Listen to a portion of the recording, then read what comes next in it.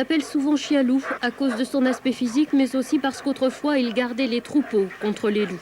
À l'origine, le berger allemand est en effet issu d'un croisement des chiens de berger les plus robustes d'Allemagne, une standardisation opérée en 1899 par un capitaine de cavalerie, Frédéric von Stephanitz. Aujourd'hui en France comme partout, on examine les chiens en fonction de leur âge, de leur sexe, au cours de gros rassemblements pour leur donner confirmation de la race. Depuis quelques années, des baby-shows sont même prévus pour les plus jeunes.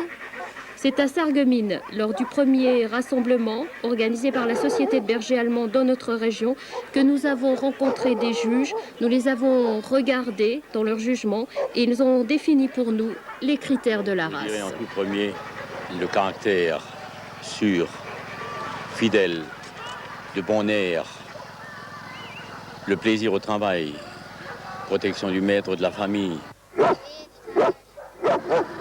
Au point de vue morphologie, un garrot de 63,5 à 64, une belle tête, expressive, une très bonne pigmentation. Ce que nous demandons également, c'est une bonne ossature, un plaisir dans le jeu, la marche, le trot.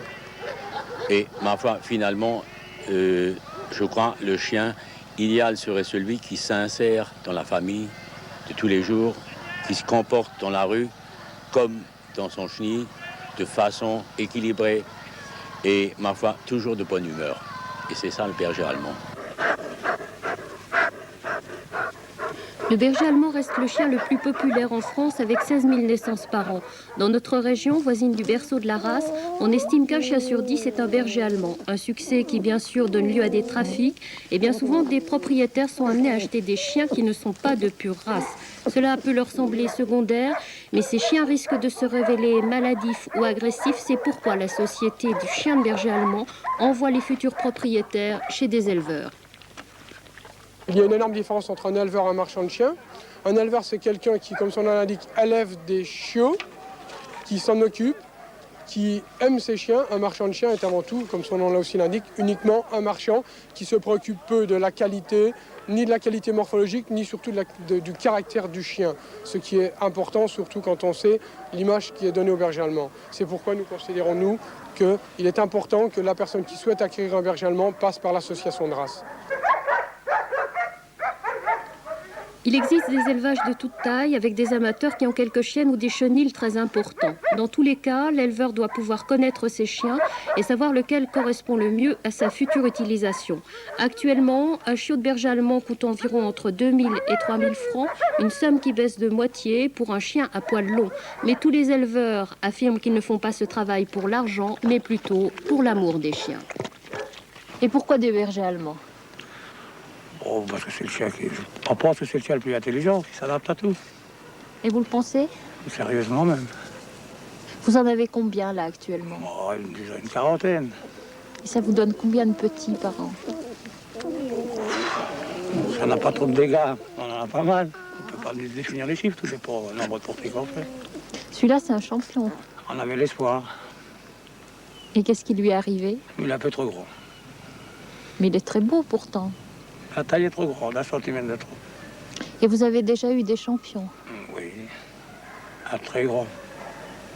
Il a été 5 fois champion de France. 5 années de suite champion de France. C'est quand même exceptionnel. Très rare, ça n'est jamais égalé. On parle souvent de l'utilisation du berger allemand et c'est vrai que la liste est longue. Chien d'aveugle, auxiliaire des douanes dans la recherche des stupéfiants, gardien de nuit dans certains magasins, chien d'avalanche et de décombre comme Renoir. L'un des 70 chiens français homologués pour la recherche et le sauvetage, il est rattaché avec son maître à la protection civile et a dû suivre des cours pour obtenir un diplôme qui le donne droit de se rendre dans tous les coins du globe pour effectuer un sauvetage en cas de catastrophe.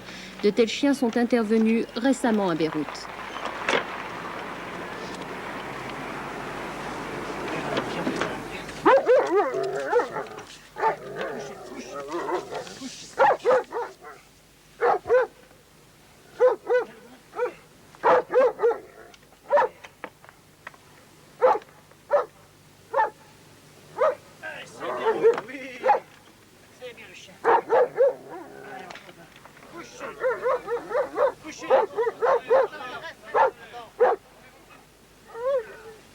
on a été à l'école de sauvetage de chiens de sauvetage en décombres à Briançon. Depuis le mois de juin, on est breveté. Et dans quelles circonstances que vous pouvez intervenir? On peut intervenir dans n'importe quelle circonstance, c'est-à-dire tout ce qui est tremblement de terre, dans le monde entier, dans la France, partout. Et en principe aussi tout ce qui est des maisons en démolition, explosion de gaz, tout ce qui est des décombres, on peut intervenir.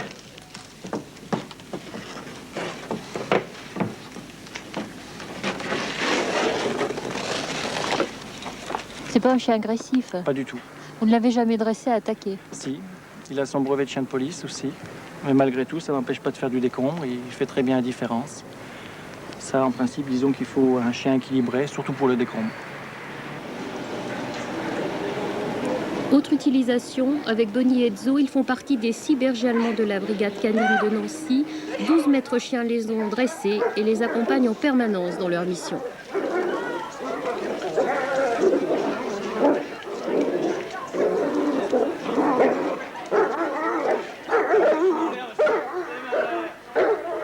Quel type d'intervention vous réalisez? Dans le type de celle que vous venez de voir, c'est-à-dire agression au bas public, nous intervenons sur les cambriolages, tout ce qui est flagrant délit, où le chien peut rechercher et apporter son concours. Alors. Vous les gardez combien de temps, ces chiens? Les chiens, nous les percevons à l'âge entre 18 mois et 2 ans, et ils sont réformés à l'âge de 8 ans. Vous avez uniquement des bergers allemands? Nous ne possédons que des bergers allemands mâles. Pourquoi? Eh bien, les bergers allemands correspondent le plus à ce qu'on attend d'un chien, c'est-à-dire qu'il est robuste, il est résistant, il peut être utilisé l'hiver aussi bien que l'été, et puis il est impressionnant par sa stature, sa morphologie. Mais il est bien sûr un autre aspect qu'il faut aborder quand on parle de bergers allemands, les attaques et les accidents. On parle d'enfants blessés, tués par des chiens, et souvent ces molosses sont des bâtards de bergers allemands ou des chiens que leurs propriétaires ont dressés à devenir des armes. Trop souvent attaqués, les bergers allemands ont un avocat attitré pour les défendre devant les tribunaux. Ils peuvent aussi compter pour leur défense sur les inconditionnels. Je dirais que le berger allemand est, contrairement à ce que l'on pense, non pas un chien agressif, mais un chien très sociable. La sélection qui est faite sur lui au niveau de l'association de race est rigoureuse, c'est-à-dire qu'on élimine tout chien agressif ou craintif.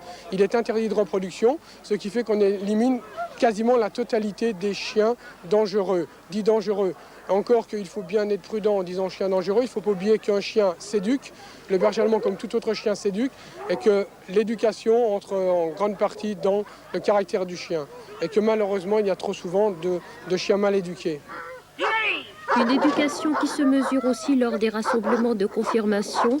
Les chiens y sont soumis à des épreuves dites de comportement face au coup de feu, face à une attaque. On détermine ainsi si le chien est surexcité, peureux ou agressif. Enfin, pour être heureux, le berger allemand, quelle que soit son utilisation, a besoin d'exercice. Il doit en effet se dépenser physiquement pour répondre 24 heures sur 24 à ce que son maître attend de lui.